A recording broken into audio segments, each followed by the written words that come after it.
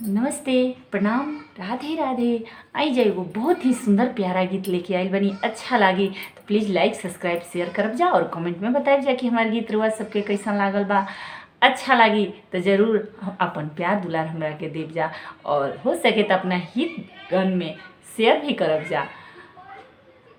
फुहारो के आंगना हो धुई रे पथरिया हो, एक ही को दैया दुई धान, एक ही को दैया दुई धान। छकुनी ले फुहारो कौआरे बुलावेली,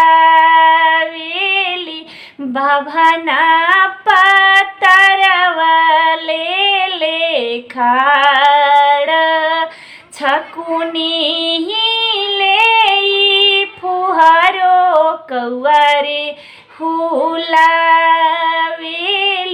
भवना पतरवा ले खाड़।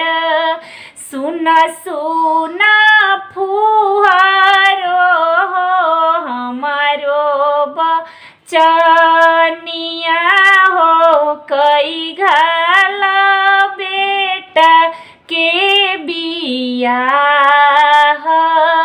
तहरो लगनिया समतुल।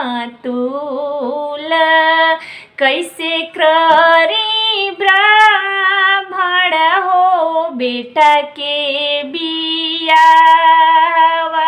हो, नहीं बाणे चौरा से दाल, नहीं बाणे चौरा से दाल, नहीं बाणे ब्राह्मण हो चौरा से दलिया हो, नहीं बाणे कोठिलावा भरल धान।